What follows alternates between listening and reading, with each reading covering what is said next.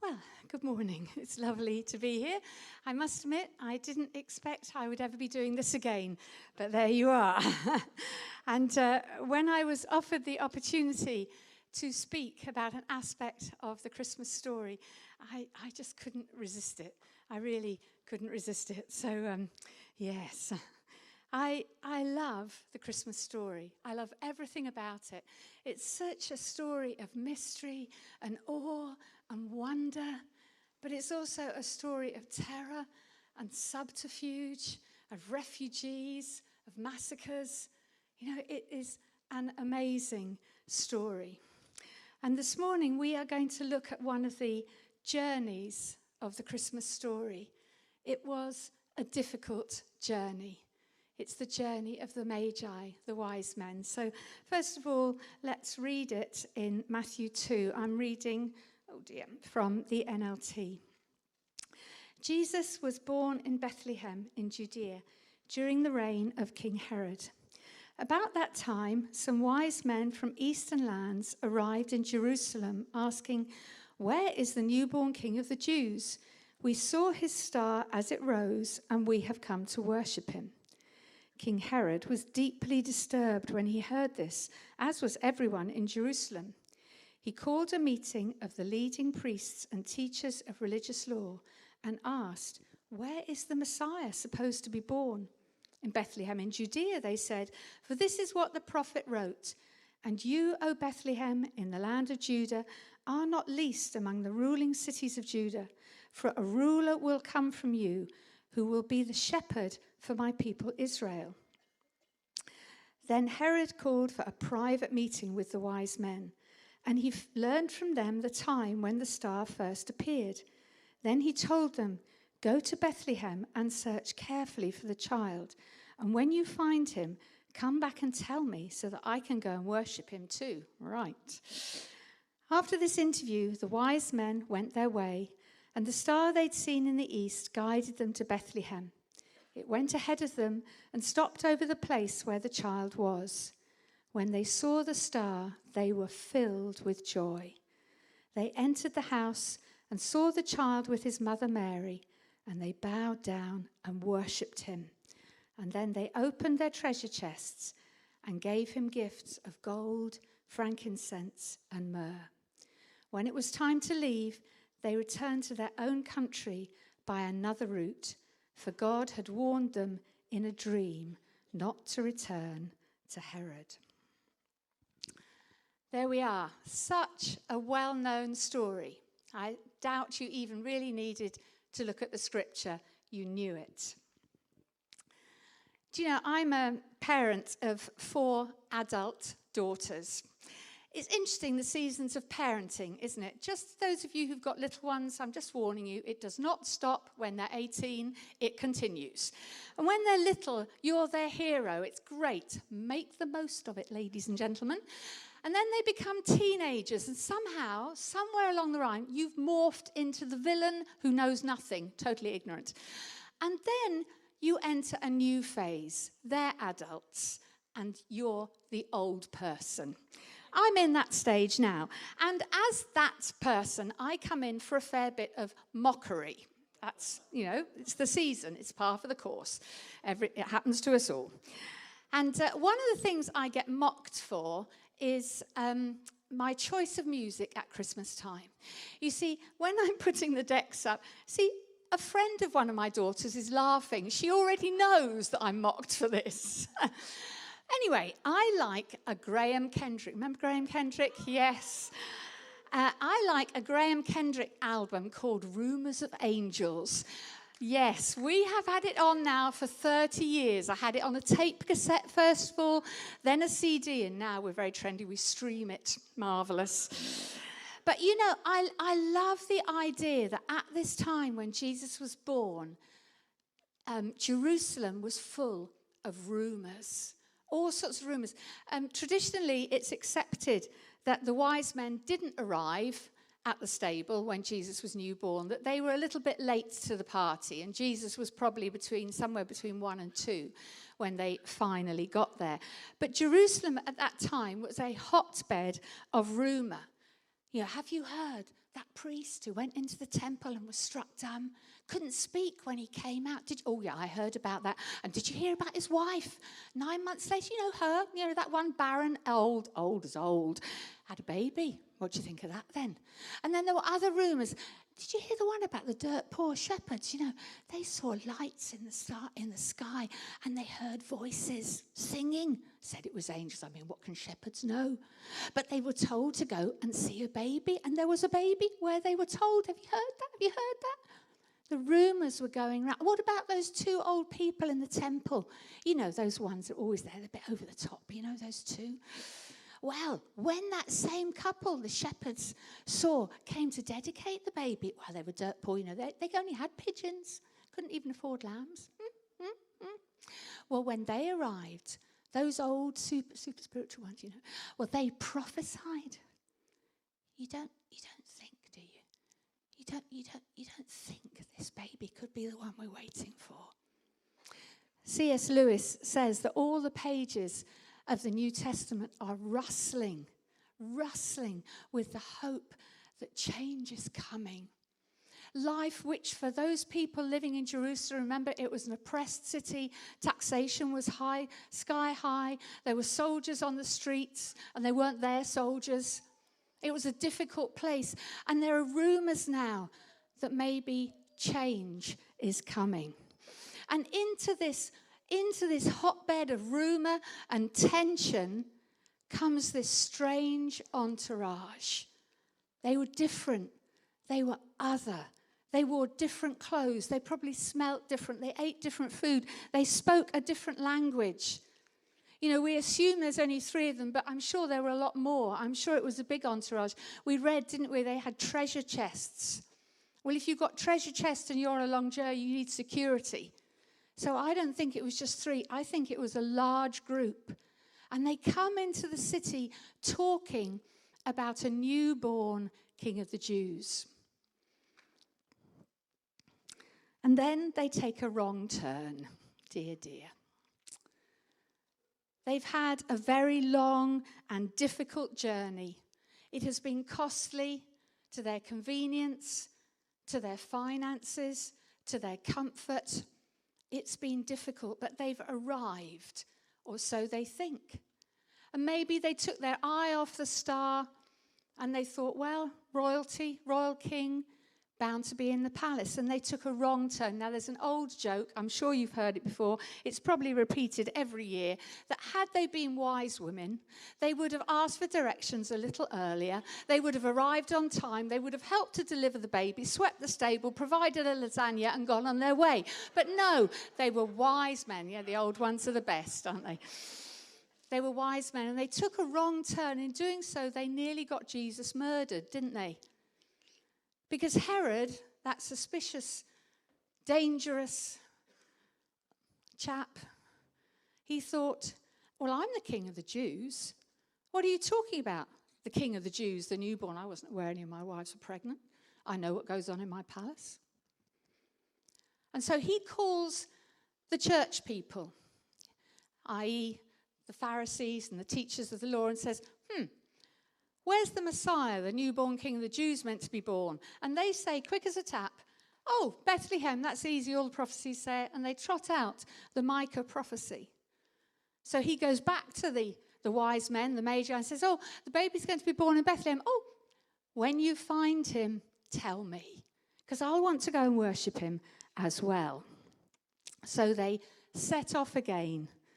And Scripture says, they saw the star and were filled with joy. That's not the best translation. Literally, they rejoiced with great joy exceedingly. Imagine Dave Anderson on the keys when he gets excited and he starts shouting and his arms are pumping up and down. He's playing the keys, his legs are going. Well, they were like that, only on steroids. That's how excited they were to see the star again. When we take a wrong turn, and then we get forgiven and we get back going the right way, aren't we full of joy? Aren't we just delighted? Oh, thank you, God. Thank you. I don't know what I was doing. Forgive me. And the first time we're in communal worship after that, Aren't we just going ballistic and thinking, why is everybody else being so apathetic? Because, oh my goodness, do you know about this Jesus? Anyway, that's what they were like. And then they go into the house or whatever it was where Mary and Joseph and Jesus were. And they bow down and worship and give Jesus the most amazing presents. Not normal behavior. I wonder if Jesus was what they expected. He was probably a toddler, but he probably couldn't string a sentence together yet. But they bowed down and worshipped him. So often, our wrong expectations can lead us to the wrong places, like their wrong expectations took them to a palace. But they learnt, and the next time, their wrong expectations, they weren't disappointed in Jesus.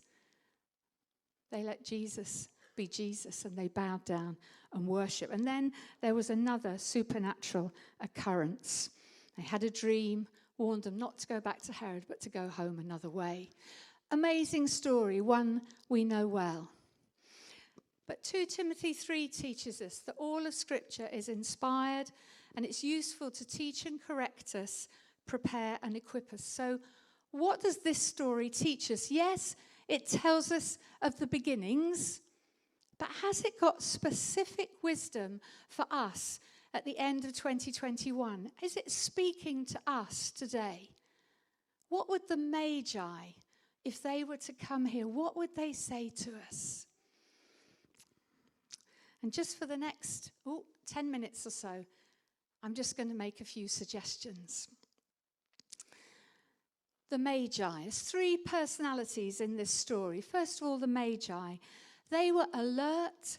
They were attentive to what was happening in their world. See, I think they probably were stargazers anyway. So in their normal life, they saw something different. My Nick would say they had a kairos moment. Something happened in their world that really got their attention. We serve an attentive God.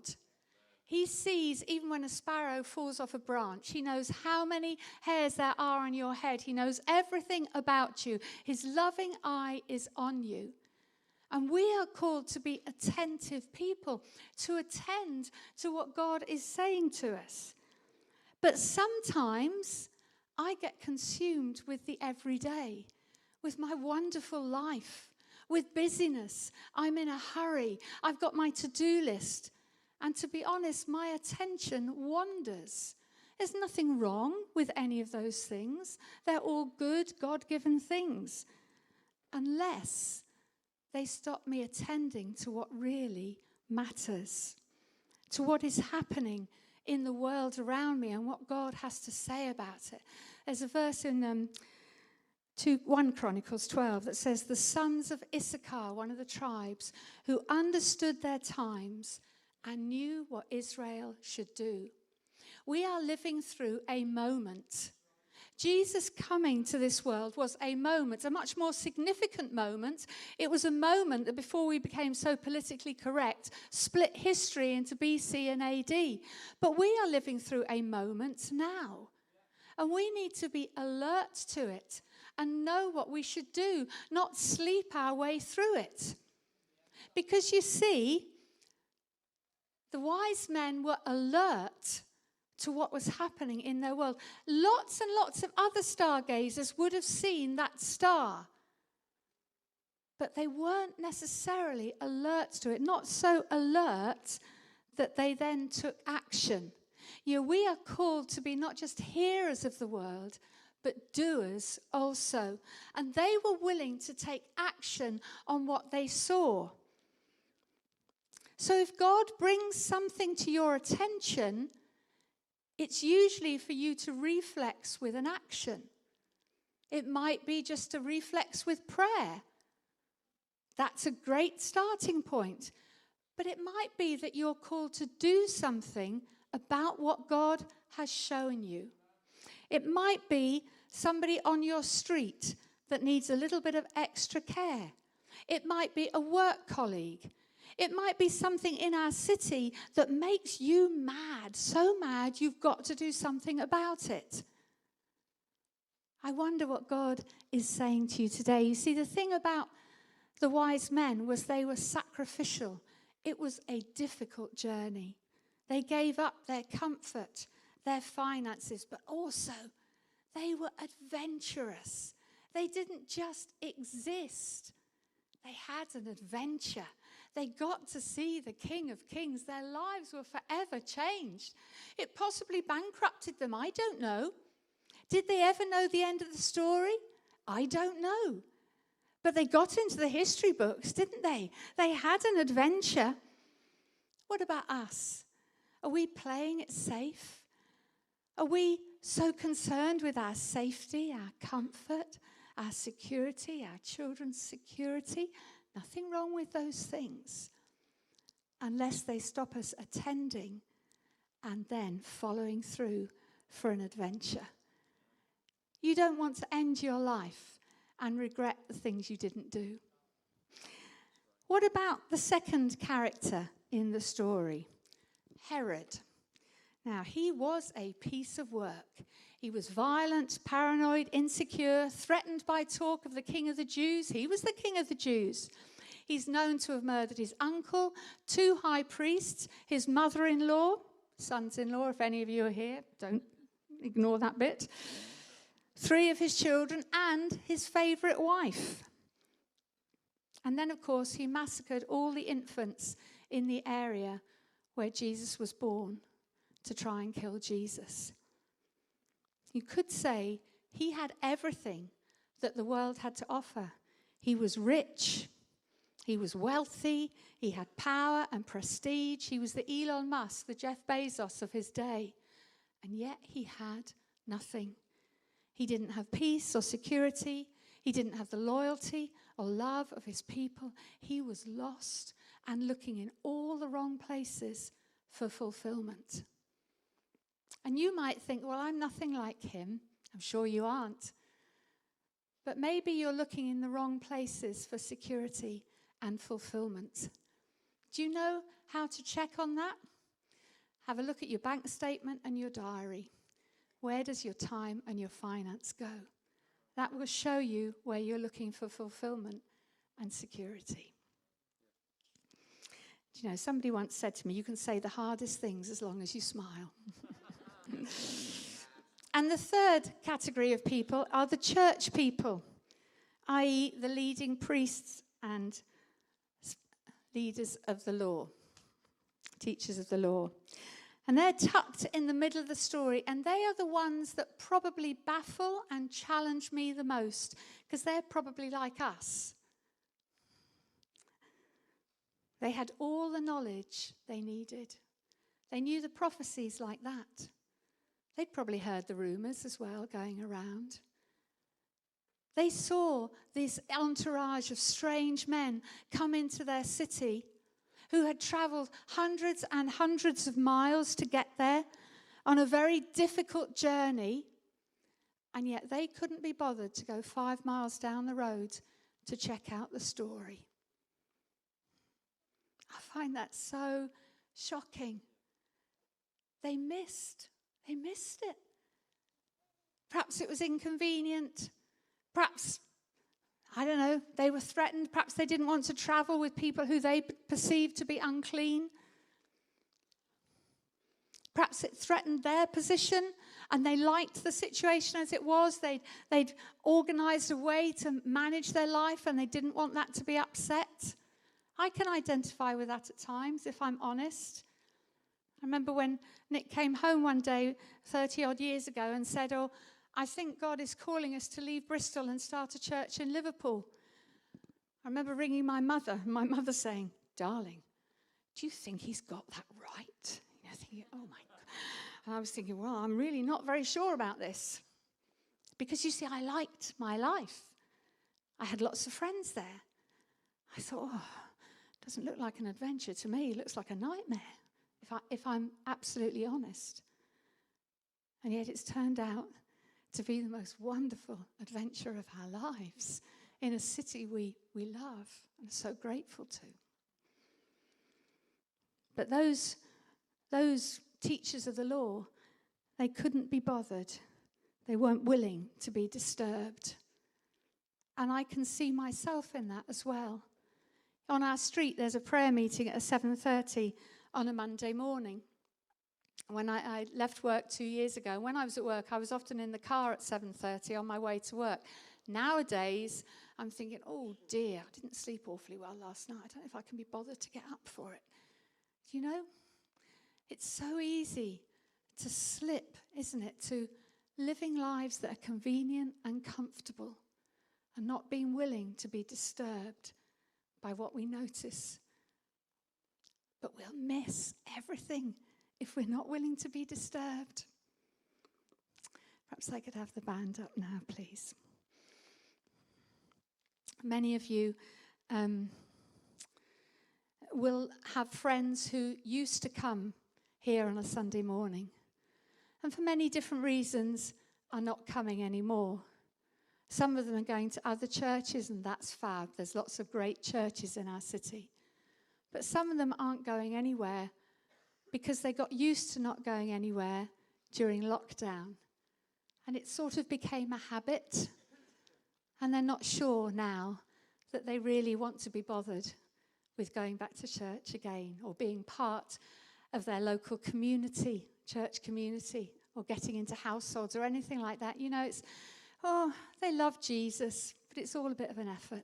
If you've got friends like that, for whom it's a bit of an effort, go to them humbly, kindly, and say, please, we need you. Come back. The church has got a huge mission to see the transformation of this city, and we need every person to play their part.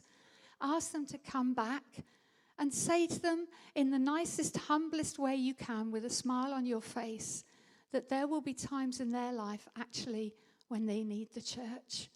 Because you see, we all have times that are difficult. Scripture promises us in this world you will have tribulation. So we all have difficult times, and in those times we need the church, because our communities will walk through those times with you. So if you know people like that, ask them to come back. Say, we miss you. The Christmas story is not a cozy story for children, even though next week this place will probably be full of little people with tea towels on their head. But it's a story that's marked by sacrifice and turmoil and ends in the slaughter of innocent children and Jesus and his family as refugees fleeing to Egypt. But it's also a story of wonder and love, mystery, joy. It's the story of the love of a father who wants all his children to be in his family and to be with him forever. And so he sent his son, who squeezed himself into a fetus in the womb of a girl who's younger probably than my oldest granddaughters. What a risk. All because he loves us. That's the heart of the Christmas story. You know, there's a sign you see on churches at the moment, isn't there, at this time of year? Wise men still seek him. So, will we stay alert to what this wonderful King is doing in our season, in our times? And will we take action on what he shows us? Will we be willing to have our comfort and our convenience to be disturbed, to be disrupted, so that we take actions? And will we bow down and worship this King of Kings who gave everything for us who have nothing? Thank you very much.